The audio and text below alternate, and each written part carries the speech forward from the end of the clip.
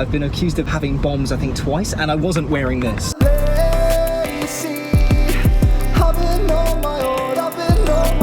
Hey, how's it going? My name's Cameron, and today we're going to be doing something we don't usually do because this is usually a music channel, but a lot of you said you wanted more story times, more personal stuff, so I thought instead I'd do a drive with me. Because I recently got my car and I low-key live in the arse end of nowhere, so that changed my life quite a lot. But where are we driving today, Cameron, I hear you not ask? Because you guys said you wanted some story times, I thought I'd take you to a place that holds a lot of memories and tell you a story that once took place there. Also, I've been doing a lot of TikToks in my car and that seems to do quite well, so I guess this is becoming on brand now. Oh, and my latest single's artwork is literally me sitting in this car. So I get, yeah, this is on brand. Let's get to it. I really have no idea how this is gonna go, but we'll see. I have ADHD, so this is already like, you know, questionable thing to do, but we'll see how this goes. Let's talk about a couple of the elephants in the room. You know, the whole coronavirus thing, the whole lockdown. I think everyone's confused and conflicted about the whole scenario. My mum's really struggling because she's a bit unwell, which means that she can't really get out of even bed. Has lockdown been tough on me?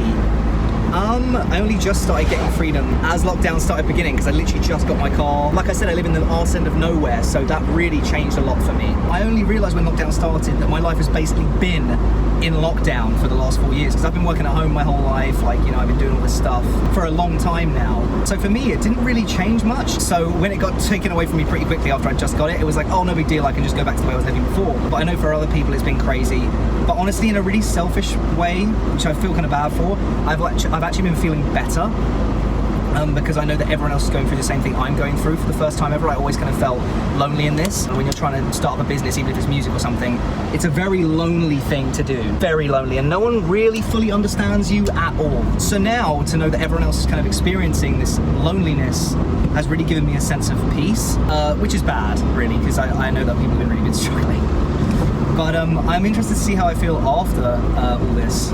And obviously there's the other elephant in the room, or car rather, which is the whole Black Lives Matter thing, which I'm so glad that it's finally getting the light that it deserves. And even that's not enough, I know, but at least it's more, it's something. And in a weird way, everything's happened at the right time. I feel like 2020 is the year of change. I know it's been rough and it's the worst. We all wish these tragedies just would have never happened. But all things considering, because it's happened, I think it's pushing for change. Black Lives Matter wouldn't have made anywhere near as much of an impact if it wasn't for lockdown. Because football grounds have been shut and because of all the shops have been shut, everyone's forced to actually look Black Lives Matter in the eye and be like, I see you, I have to react to you. So hey, maybe this year is a year of change. Oh god, we've got a rain cloud coming. I'm not actually very good with words, which is hilarious because I'm trying to do a drive with me. I'm not good at talking, so I pretty much just displayed how I felt about it in one video, and it was a poem that I wrote a couple nights ago. But yeah, that's the two elephants in the room. 2020 has been kind of rough for everyone, I think. I think it's been really hard. Life can always be worse, folks. Remember that. Always remember that. Anyway, where am I taking you? I am taking you to not a very glamorous place. I'm taking you to a car park, a McDonald's car park actually. There's been quite a lot of memories that have been made in that car park. Some very odd memories. It's not the classiest of areas, it's not the classiest of scenarios, but it is a funny story. So once we get there, I'll tell you about that, and maybe I'll grab myself a little milkshake from McDonald's too. I was gonna have some music playing, but I'm not sure what the copyright rights are on that, so I'm gonna talk to all of my music friends and use their music for another playlist if you're interested in seeing that at some point. You look like you're very bouncy, little bouncer-roo. I might play some of my own music. If you can't listen to your own music, then why do you make your music, right? But the real reason is I know that I won't get copyright striked if I use my own music. So we'll listen to that on the way back too. I've been doing a lot of TikTok. I decided that I'd start grinding on TikTok because I got verified on TikTok a long time ago because I accidentally low-key went viral on Musical.ly, back when it was Musical.ly, and didn't realise because I deleted the app, and then got verified, and then, yeah, so I basically now I thought, okay, now is maybe the time to actually just start really grinding on it. It feels really nice to just talk to you guys because honestly, one of the things I wanted to combat, I've actually been wanting to speak about race for a long time. Me and my sister talk about it all the time with our friends, and because obviously being mixed race myself, I find in the industry, I'm not gonna lie, I've had situations where I'm pretty sure I've been judged because of my race. So I'm really excited to just bring everything up and just be really real with you because I don't feel like I've ever really properly done that. It's been a very music-based channel. So let's get personal, guys, okay? I'm ready to get personal with this shit because why not? Also, I don't swear a lot on my channel, which is funny because if you ask any of my friends, I swear like a fucking sailor. Anyway, wait, I've come to the wrong place. I did that all on autopilot. I have ADHD, that's really impressive. I realise now I didn't actually provide you with much context. If you don't know who I am, this is all coming across very weird, so I'm going to quickly let you know. My name is Cameron Sanderson, I am a solo musician. I've been a musician for the last 4 years. I kind of veered off of social media, or like YouTube anyway, the last few years, where I was doing covers because I was like working on songwriting and releasing on Spotify and things like that. But because of lockdown, I've brought myself straight back to the roots. I'm going back on YouTube and I'm doing all this stuff again because, to be fair, there's not really much else we can do. Also, I wanted to say, if anyone has any links for like anything to do with Black Lives Matter or any kind of petitions, please send them to me because I would love to share them, because I'm always happy to help any form of cause, especially when it comes to race, because it's very close to my heart, to be honest. In general, it always has been. I know that obviously I'm not black, but as an ethnic minority, I can somewhat resonate. Not to the same level by any means, but I can relate. I've been called numerous different racist terms actually in my life. I've also been accused of being a bomber, but we'll talk about that in another story time. I've been accused of having bombs, I think, twice, and I wasn't wearing this.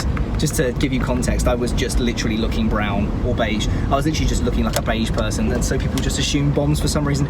Anyway, that's a side topic that we'll talk about another time. Now we're gonna head to the car park I've been trying to tell you about. But yeah, let me know in the comments how you've been dealing with lockdown. Like, have you been, I know it's actually been really nice for a lot of people at the same time. Like, a lot of people have been finding hobbies or getting into yoga or exercise. I've been keeping exercising. My sleeping pattern has been absolutely wrecked. I don't know if anyone else can relate to that. I think you probably can. I've honestly been staying up till like 5 AM. Just because there's not really a need to have a schedule, because no matter what, I'll work the same amount anyway every day. It's just a matter of whenever I wake up, really, that's all. So today our story time has taken us to McDonald's car park in Waltham Abbey. I think it's Waltham Abbey. Setting the scene, it's after midnight. It's an after midnight McDonald's. You know how it works, the general consensus. 3 teetotal men turned up to McDonald's car park looking for a tasty snack. Decided to go through the drive-thru. Being a bit off of our rockers as we are, I'm pretty sure I was like moving up and down to like some Avril Lavigne or something as we were driving into the drive-thru. Is it enough to love? Is it enough? Like a nut bar. And we turn up to get our order taken, and she just looks point blank at my friend Chris, who's driving the car, and just says, "We saw you." Sorry, what? "We saw you doing the cocaine." Sorry, wait. Sorry, what? We saw you in your car doing cocaine off of the wheel. Yeah, I'm, you know, can we order our food, please? We caught you on camera and we'll be reporting you to the police.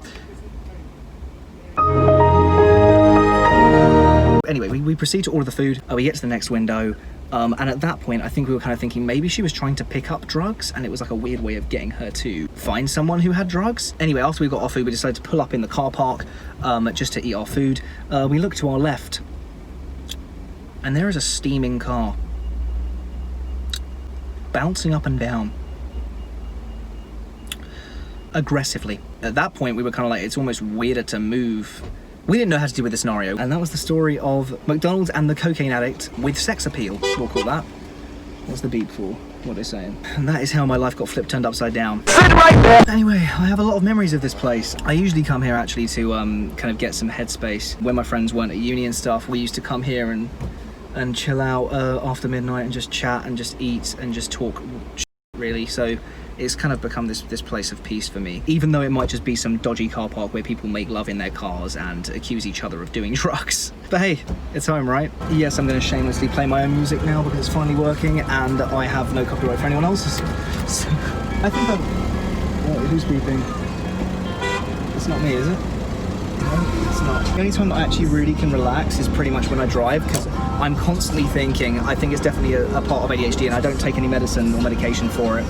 So this is the only time where I actually get to really chill out and relax. It's become a real therapy for me, because all you can do is concentrate on not dying and listening to music. Someone just looked at me really weird because I'm literally talking to no one. This is fun though. Thank you for going on this drive with me. Yeah, next time we drive somewhere, let's drive somewhere new. Let's drive somewhere else that holds a lot of memories. Play with my heart until I'm dead.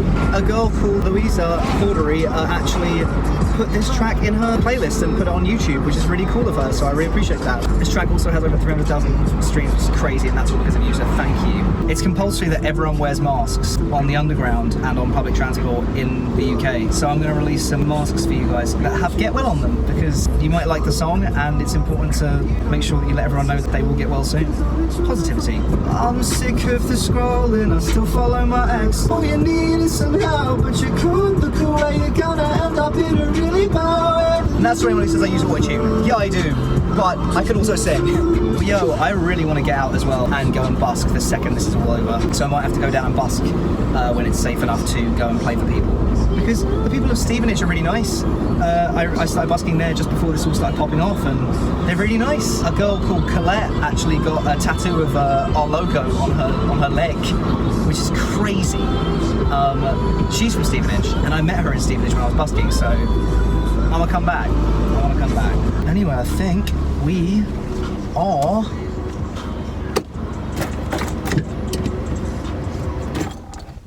home.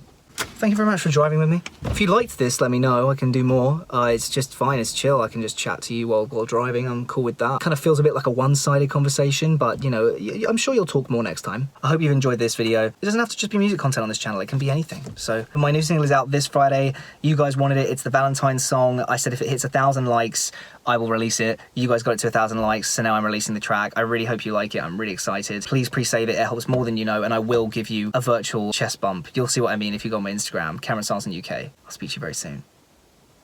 Peace.